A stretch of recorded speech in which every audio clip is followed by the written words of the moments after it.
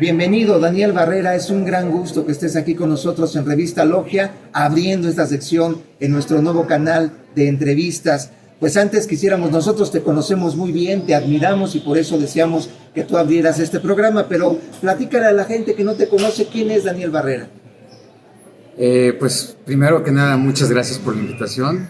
He estado leyendo tu revista, enterándome un poco más, algo bastante polémica, me encanta. Mi nombre es Daniel Barrera, artista plástico, comunicólogo, prontamente maestro, ahora sí. Y pues te cuento algo de mi historia. Empecé a pintar desde muy chico, derivado de, soy de esos niños con TDAH, o sea que no se concentraba. Y una de mis, pues por decirlo, una de las terapias que funcionó fue que me pusieran a dibujar, ¿no? Entonces mi abuelo me enseñó a dibujar.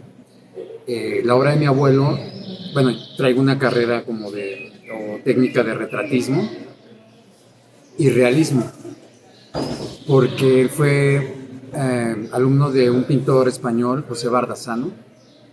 Este artista español llegó aquí por el exilio español de la época de Franco y le dio clases a un grupo de trabajadores de una imprenta, entre los cuales estaba mi abuelo. Entonces esa es la fortuna de ahora asombrarme y saber pues, de qué tipo de persona, ¿no?, estamos hablando. Y pues desde niño empecé a darle. A los 20 años más o menos ya lo empecé a hacer como parte de mi vida, al empezar con exposiciones, a desarrollar más la obra, ¿no? Nos decías que Bardazano tiene obra expuesta en el Museo del Prado. Sí. ¿Conoces su obra que está expuesta ahí? Bueno, la he buscado, sé que tiene la obra en el Museo del Prado. Él hacía mucho cartel socialista, sobre todo. Entonces, pero también lo que mencioné hace un rato era retrato, ¿no? Y tiene una calle con su nombre en Madrid, de hecho, si no mal recuerdo, busqué José Bardazano Baos y aparece. Tú te has convertido en un artista contemporáneo de retratos muy realistas. Hay una técnica muy bien depurada en lo que tú haces. Y pues salta la fama, por ejemplo, un cuadro que hiciste de Lázaro Cárdenas, que tiene por ahí una historia oculta, ¿no? Sí, pues se las puedo contar sin problema. Venga. O sea, unos personajazos involucrados. Empezó cuando el gran maestro de la Gran Logia Valle de México, Carlos Quintanilla Llerena, en su, no sé cómo llamarlo, era como un rollo místico, ¿sabes? En lo cual decía que si Lázaro Cárdenas había dejado el Juárez, bueno, lo que él contaba, había dejado el Juárez con arreos masónicos y había sido presidente, que él iba a dejar a Lázaro Cárdenas con arreos masónicos. Bueno, está padre, ¿no? Entonces me habla y me dice, oye, quiero que lo hagas, ¿ok? Pero le dije que sí lo hacía siempre y cuando necesitaba que me ayudara, ¿no?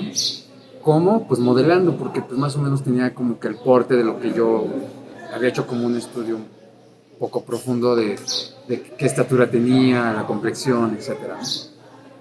Me dijo que sí, pues ya lo pintamos.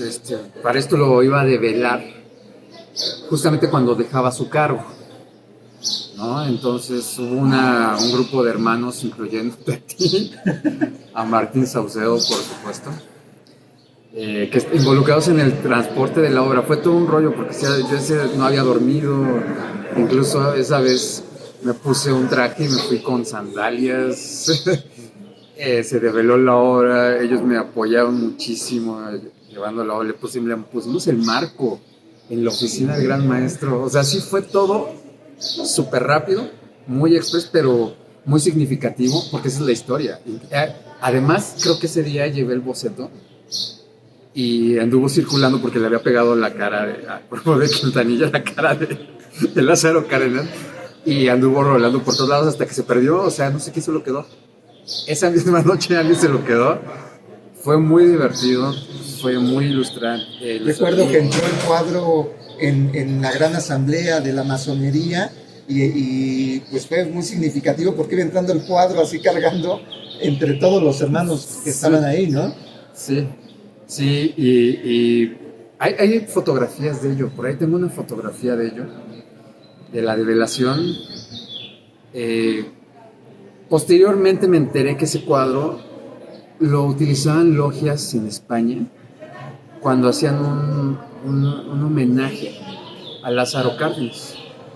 Porque ellos obviamente pues, le están muy agradecidos, ¿no? Porque pues, sus familiares tuvieron la oportunidad de, por su pensamiento político, poder refugiarse aquí. Y además lo vi en 2 o 3 videos conspiranoicos. Así que dice, presidentes masones, ¿no? Y aparece y yo, oh, wow. ¿Y sí, te pagan regalías por eso, no? Claro que no. Te podría decir que ni cuánto me pagan por el cuadro y te ríes, o sea. Déjame reírme. No. No. Bueno, también has hecho un trabajo muy importante de retratos para los líderes de la masonería. ¿Cómo sí. empezó esto? ¿Con quién empezaste a trabajar? Empezó cuando, bueno, ya sabiendo que hacía estos cuadros, también Carlos Quintanilla, yo le tengo mucho cariño porque además, él me apoyó, o sea, me vio joven y me apoyó mucho, ¿sabes? Para darme a conocer en esto, ¿no? Otra de ellas fue que me dijo, ¿sabes qué? Quiero que me vuelvas a hacer el retrato de Jorge Gaviño Ambris, que no le da de conocer, o sea, diputado, si no mal recuerdo ahorita. Un gran personaje que suelo verlo una vez al año, con un mezcal en la mano. Y platicamos sobre arte, sobre política. Me encanta platicar con él. He aprendido mucho de Jorge también. Entonces yo en ese entonces no lo conocía, me dan una imagen, lo pinto. Y así empezó, ¿no? Fue con él y después Carlos Quintanilla me dijo, oye, yo quiero que hagas mi retrato. Pero antes de eso me dio la comisión, la gran comisión de cultura de la Gran Logia Valle de México.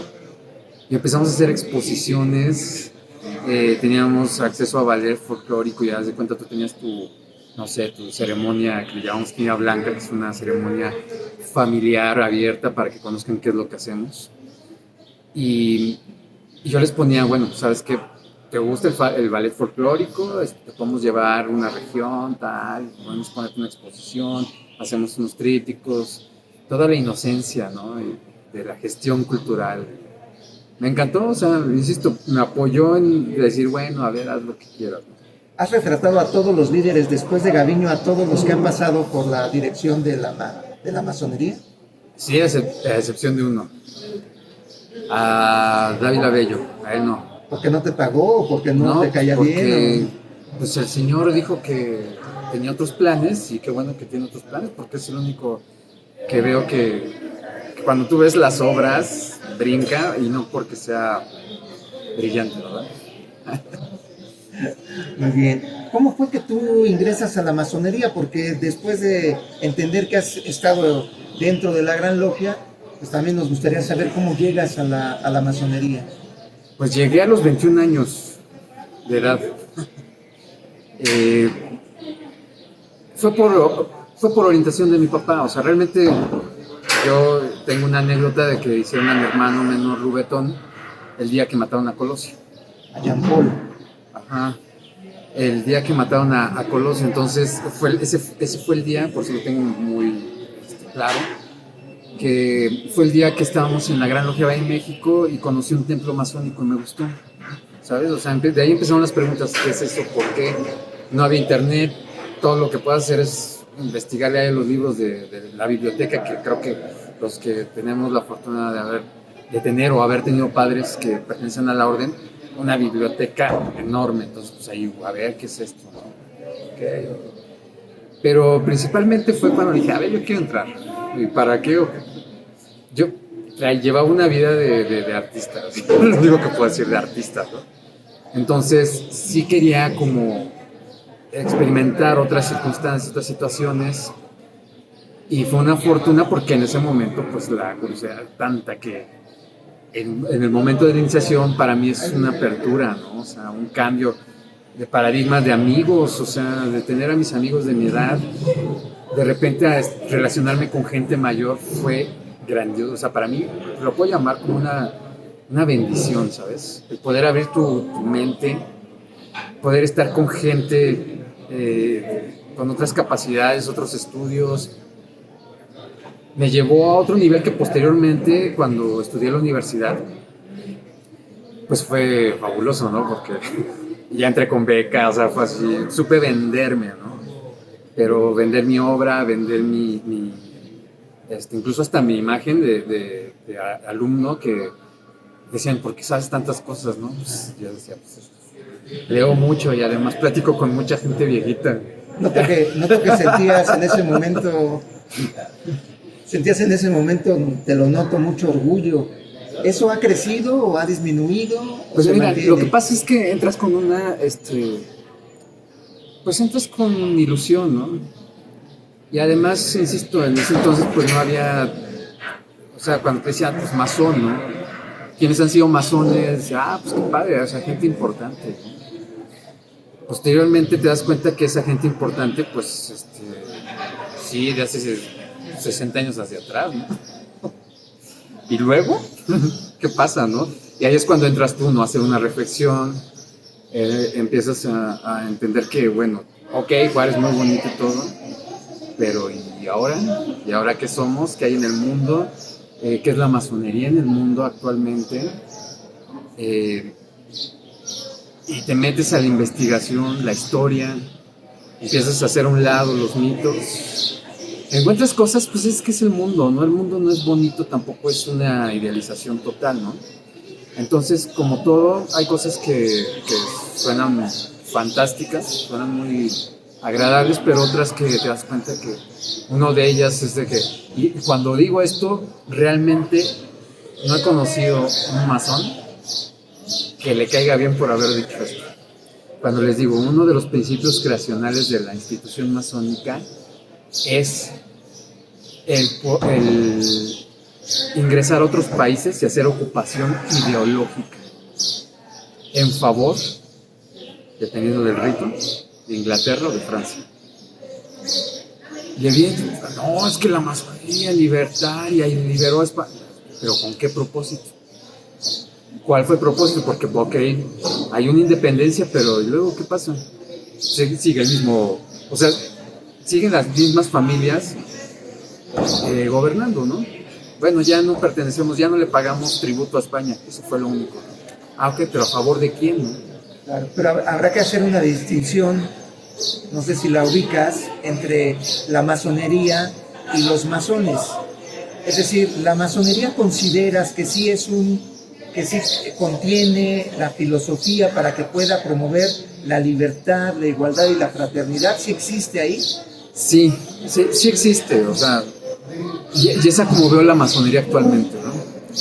Cuando le quitas la parte política, que por ejemplo en nuestro país pues ha disminuido muy significativamente, ¿qué nos queda?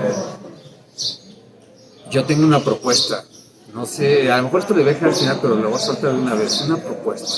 Nosotros deberíamos ya ser una institución histórico-filantrópica. ¿Qué significa esto? Abrimos nuestros templos, abrimos la Gran Logia, hacemos visitas guiadas, contamos historias de los personajes, cómo ha influido la masonería en México, porque nos guste o no, ha estado ahí desde el principio, sí es real.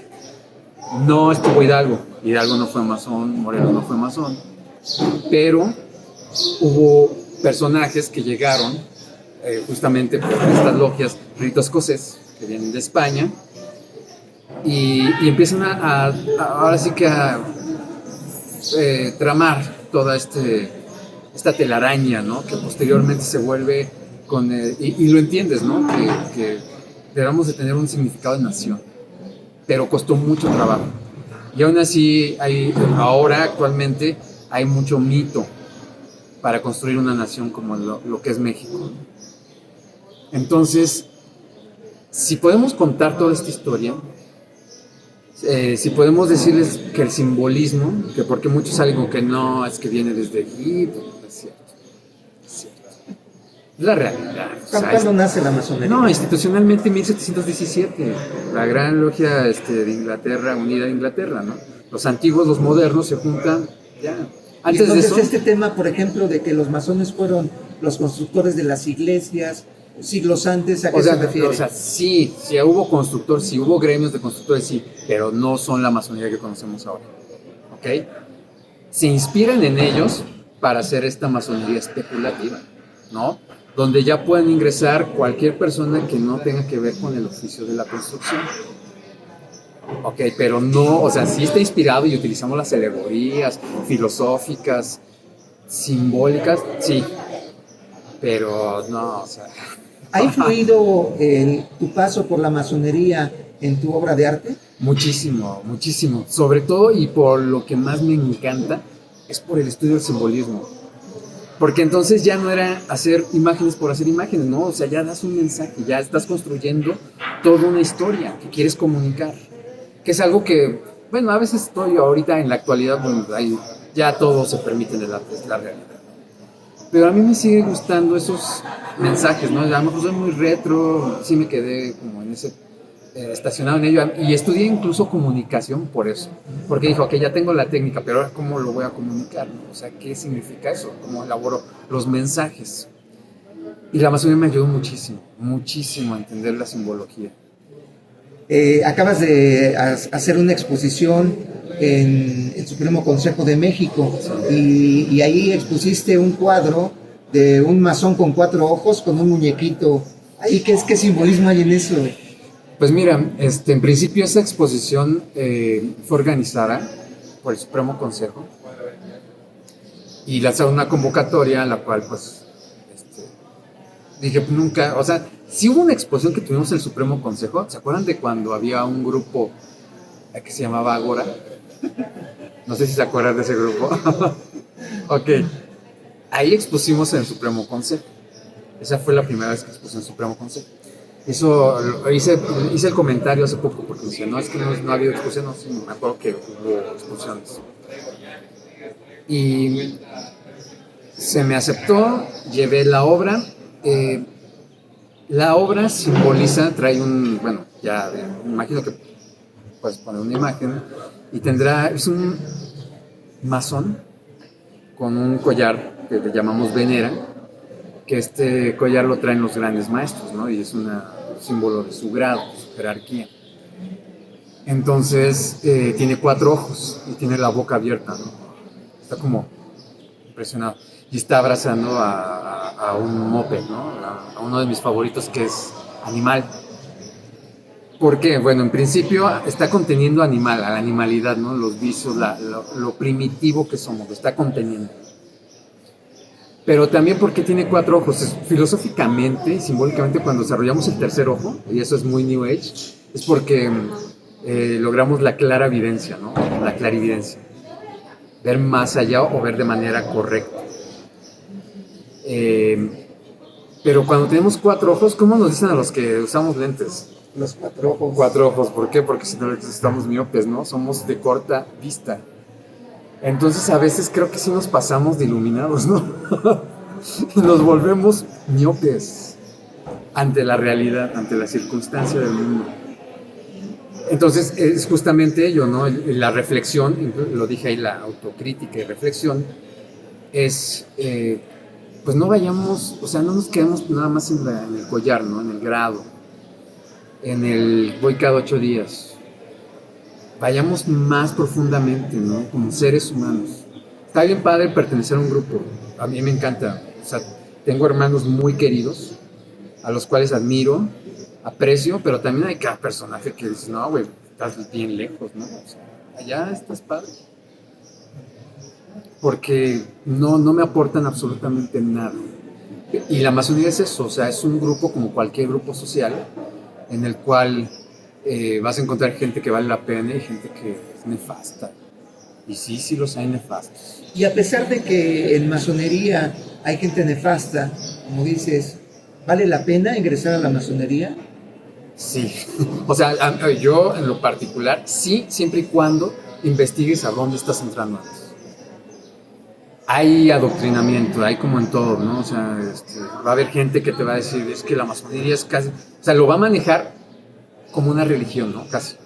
Aunque sí es una religión, es una secta y una religión. También cuando digo eso, me llueven jitomatazos, ¿no? Pero tiene un motivo, tiene una razón, o sea, tiene una estructura piramidal donde hay jerarquía, hay un personaje principal en el cual, pues, del cual deriva toda una mitología. Eso es religioso, totalmente. Y además, tu ascenso gradual, pues también pagas, ¿no? Eso es sectario. Entonces, yo no le veo problema, ¿no? Al final, por eso digo, vamos a ponerlo las cosas como son.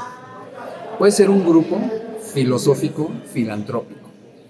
O sea, vamos a estudiar filosofía, vamos a estudiar al ser, vamos a estudiar historia, ¿no? Histórico. Vamos a ver quiénes fuimos. O sea, creo que eso es lo que nos ha faltado mucho. Pero también mencionas hace rato la parte del simbolismo. Entonces, sí, hay filosofía, hay historia, hay filantropía, pero yo creo que el sustento más bien está en la parte del simbolismo, en la parte del esoterismo. ¿Encuentras que sí existe el esoterismo en masonería o es doctrinal, como dices? Hay que definir esoterismo primero. Esoterismo interno, no una apreciación interna. Exotérico es algo externo. Porque hay personas que le manejan que el esotérico es que hagas amarres masónicos y andes haciendo cositas de esas, ¿no?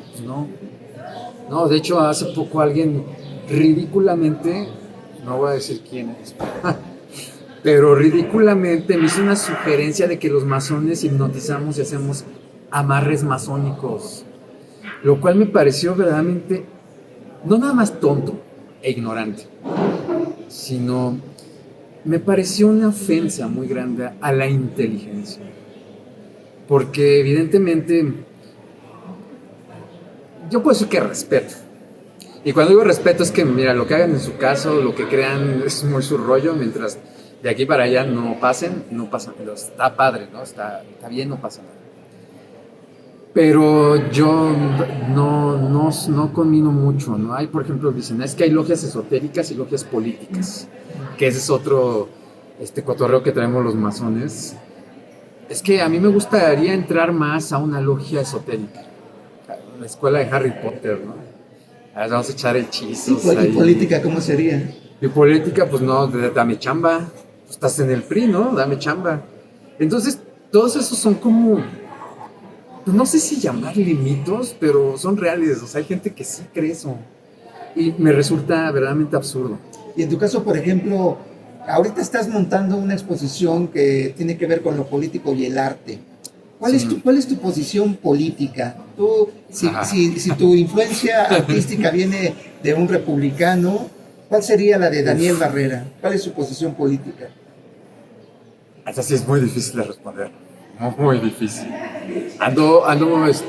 Por ejemplo, participé en esta exposición, también fue una convocatoria.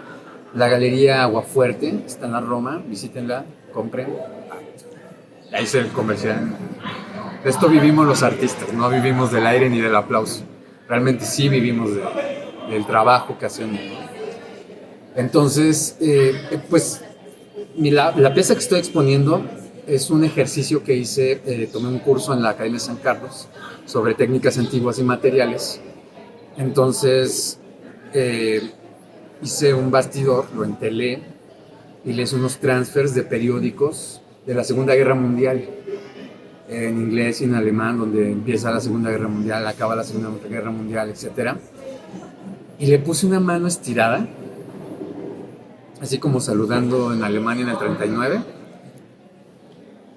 Y en el dorso de la mano está el pato Donald, de una caricatura que hubo, donde él tenía una pesadilla, ¿no? Entre comillas, donde se volvía nazi, etc. Y también está haciendo el mismo saludo, pero un pendón que no es la bandera alemana del 39, sino es la que conocemos ahora como la de Estados Unidos de Norteamérica. Y esto es histórico, yo no lo inventé, yo nada más hice ahí una apreciación histórica en la cual sabemos que, por ejemplo, ya hay demasiada información, es lo que me encanta de esta época. Es fabuloso, tenemos tanta información. Antes te podías creer, la Segunda Guerra Mundial, es que nos vinieron a atacar a Pearl Harbor, ajá. Qué bonita historia, ¿no? Muy Disney. Actualmente hay una gran protesta por los mecanismos que utiliza Estados Unidos de dominación. ¿Tú crees que tu obra pueda contribuir a esta protesta? No, realmente, porque es muy local. O sea, es muy local esto. Creo que es algún secreto a voces, ¿no? Y de hecho, ya yo lo leía desde de niño en los 80s, que se había dado en los 70s. Crecí leyendo Mafalda y Ríos, o sea, no soy izquierdista, pero sí entendía cómo funcionaba el capitalismo, ¿no? En su forma más cruda, como el maestro Ríos yo sí lo considero un maestro.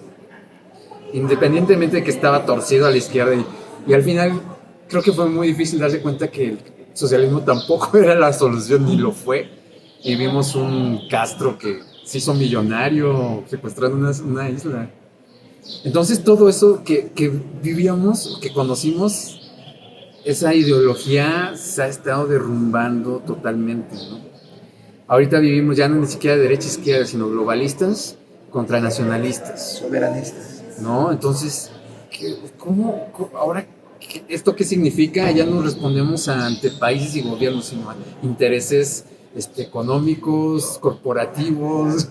Te quiero hacer una pregunta que me parece relevante, porque cuando estamos dentro de un sistema pareciera que hay la desesperanza, que no podemos salir del sistema. En tu caso, por ejemplo, que yo noto en tu forma de conducirte, en tu actuar, en tu forma de expresarte, que es muy liberal, muy de decir lo que piensas. ¿Tú crees que se pueda realmente escapar de los sistemas? No tienes que escapar del sistema, o sea, es lo primero. Debemos de aceptar dónde estamos, ¿no? Aquí es bien sencillo. O sea, si no quieres estar que en el capitalismo, ¿verdad? Vete a sembrar papas. No hay bronca. Pero sabes que estamos ya tan... Estuve escuchando algo, estuve escuchando un historiador que lo descubrí hace unos meses y me fascina, es Zunzunegui, y él habla sobre de algo muy interesante, ¿no? Decía, a ver, no tenemos que escapar del mundo, tenemos que aceptarlo y entenderlo a través de la historia. Entonces es lo que he estado haciendo, ¿no? Como, no me voy a salir de la Matrix, como muchos dicen o quieren o pretenden, cuando ni siquiera a veces te sales de tu casa cuando ya tienes 25 años, pero pues sí, ya quieres salir de la Matrix, ¿no? No se puede, o sea, tenemos que entenderlo, ser realistas, poner los pies en la tierra, ¿dónde estamos viviendo? ¿Qué estamos viviendo? Yo hago críticas, sí, pero para que justamente seamos personas que podamos cuestionar, ¿sabes? Pensamiento crítico es lo que nos hace falta. ¿Y en masonería a qué le cuestionas? Yo le cuestiono ahorita la masonería, pues lo que estaba explicando, ¿no? Los tiempos de poder y todo eso ya pasaron, y ya pasaron mundialmente. Ahora, de que vemos una masonería en Latinoamérica siempre supuestamente recargada hacia la izquierda del pueblo, no es cierto. Pues, el PRI, ¿quién lo hizo? El PRI fue todo menos izquierda, o sea, hay que entender la historia como es, ¿no? Y también vemos de que hay movimientos que, en Latinoamérica, sí, pero también la masonería está en los dos lados, estuvo en los dos lados. En Inglaterra está totalmente del lado de la monarquía, es totalmente soportando. Bueno, aquí en México en el siglo XIX los conservadores estaban en el rito escocés, ¿no? Es al que perteneces, ¿no? Sí, bueno, también hizo ahí unos pininos en el otro. Se llama Antiguo Gremio, pero lo conocemos como York. De hecho, en la última logia en la que estuve, justamente trabajábamos ese rito. Es muy cristiano, pero de ese cristianismo, porque eso es lo que muchos que salen con que hay satanismo y que va a fumar. No, otra vez no. Resulta que ¿qué creen? Que pues esto es parte del catolicismo y también del protestantismo, depende de qué línea sea. Y después cuando ya no fue en contra del catolicismo romano, pues entonces se vuelve no ateo, pero sí agnóstico en ese sentido. Y se genera la figura del gran arquitecto del universo, para que no nos metamos en problemas. y que cada quien crea lo que quiera. Finalmente, Daniel, pues agradecerte que nos acompañes en este primer programa de Revista Logia, pero quisiera que nos dieras tu visión a futuro. ¿Cómo ves a la masonería o cómo te la imaginas? No como va a ser, porque eso lo podemos imaginar, sino cómo a ti te gustaría que fuera en el 2030. ¿Cómo te la imaginas? Me gustaría que sobreviviera. Ahorita los jóvenes están ya en otros temas. Ha bajado mucho la membresía masónica. ¿Por qué? Porque no nos hemos sabido adaptar a los tiempos. Y hace poco también platicando con un paz gran maestro, Eusebio Atanasio Gómez Valdés, me decía, sí, tiene razón, o sea, esto se tiene que evolucionar. Y llega otro brother que quién sabe quién era, que nos estaba escuchando y dijo, no, la masonería no ha cambiado y no cambiará porque es perfecto. Bueno, eso es lo primero que tenemos que cambiar, ese fanatismo masónico. Porque aunque no lo crean y muchos dicen que no es cierto, que estamos en contra del fanatismo, hay fanatismo y adoctrinamiento masónico. Claro que lo hay. Y por lo que dices, hay muy poca autocrítica, ¿no? Pues sí hay autocrítica, pero a veces es mejor como quedarte callado porque si no, no te dan el grado, ¿sabes? Y cuando hablas, te congelan o te dicen irreverente o te tachan de cualquier cosa, ¿no? ¿A ti te han congelado? ¿Te has sentido así? Pues sí, quizá, no lo sé. No es algo que realmente me haya importado, ¿no? O sea, si tú me preguntas hasta dónde llegaste, bueno, en el escocés llegaste al 30, en el otro pues teníamos el Knight Templar, pero también ahora entramos a otro tema, ¿no? Mundialmente reconocido. Uy, esa es otra hermosa gran batalla, ¿no? El reconocimiento, la regularidad. Que si este es regular, que si no, que si quieres que te reconozca Inglaterra, ¿no? Y yo, ¿para qué quiero que me reconozca Inglaterra? O sea, pero también, es que si no me reconocen los gringos, pues por querer reconocimiento de Estados Unidos fue que Obregón hizo por ahí un tratado, ¿no? Bucareli, si no mal recuerdo, y por eso estamos súper en la lona, ¿no? Entonces hay mucho de todo eso que hay que reflexionar, hay que estudiar primero y reflexionar. ¿Cómo lo veo en un futuro? Yo primero creo que debemos de ponernos las pilas y entender que esto ya está en otro proceso. Mundialmente, como hace rato lo manifesté, ya abren las puertas, son como museos. Hay muchísima información que se ha dado entre sátira y no sobre la masonería en caricaturas, en películas, en cómics. Entonces esto ya es una cuestión de cultura universal. Ya está posicionada en la mente. ¿Cómo? Ese es el tema, ¿no? ¿Cómo lo vemos? Queremos parecer los superhéroes que liberaron a América y sí, vamos en contra de la religión. No. Te quiero comentar, escribí un libro sobre masonería donde visualizo en el 2030 que la instalación de la Gran Logia, en realidad quitemos la parte administrativa y hagamos un museo. ¿Tú, para llevarlo a la realidad, contribuirías con tu arte para hacer un museo ahí? Sí, es que, o sea, lo primero de esto es hacerlo aspiracional porque sí lo es. O sea, sí lo es. Hay personajes que valen muchísimo la pena. O sea, hay Eusebio, perdón que te mencione, pero él es docente, él es catedrático del UNAM. ¿Sabes cuántas personas ha formado? Y no es el único. Es el tipo de personajes que, claro, y me contó una anécdota muy padre, ¿no? De un grupo de alumnos que tenía, lo conocían como su profesor y terminaron que pertenecían al ajefismo. Y cuando hicieron el evento ajef, llega Eusebio como representante del gran maestro. Y se quedaron así de, pero sí es mi maestro, ¿no? O sea, en la universidad. Para ellos fue algo muy padre, ¿no? Entender que estaban siendo educados con principios, ¿no? Pero, y siempre hay un pero porque somos humanos, por eso siempre va a haber peros. Pero nos estamos alejando de la realidad, de poner los pies en la tierra, ¿no? Entonces, un museo estaría padrísimo donde sí, masonería universal, masonería en la cultura popular, eso sería aspiracional muy, muy cabrón. Pues para despedirnos, Daniel, muchísimas gracias. Y finalmente, pues tú también eres docente y también aparte de ser muy productivo en tu arte, pues también le enseñas a los alumnos, a tus alumnos, y también dentro de la masonería pues hay jóvenes y hay jóvenes iniciados. Finalmente darles un mensaje a todos esos hermanos o todos esos alumnos que has tenido. ¿Cuál sería tu mensaje? Pues mira, mi mensaje directamente es, de verdad, investiguen su historia, lean, comprendan su entorno, porque ahorita tenemos unas políticas que son por moda y conveniencias, y esto ya ha sucedido antes, ¿ok? El mundo no se inventó con internet ayer. Todo eso ha sido un proceso, esto es una consecuencia de... Es importante que lean la historia, es importante que investiguen, es importante que vean de dónde vienen para entender hacia dónde vamos, ¿no? Y por qué las cosas son lo que son ahora. Y con ello, bueno, van a entender que el mundo es lo más bello que hay en este momento, estamos en la mejor época que se pudo haber vivido. Es la mejor porque tenemos medicamentos, tenemos tecnología, tenemos todo para prolongar nuestra existencia, si así lo deseamos, pero también la podemos acortar. Si no, pregúntenle ahorita que hay un tema allá Israel-Palestina. Investiguen, de verdad, investiguen. No se aburran con la historia, es muy padre, ¿no? Háganlo como algo divertido que les va a explicar por qué estamos donde estamos.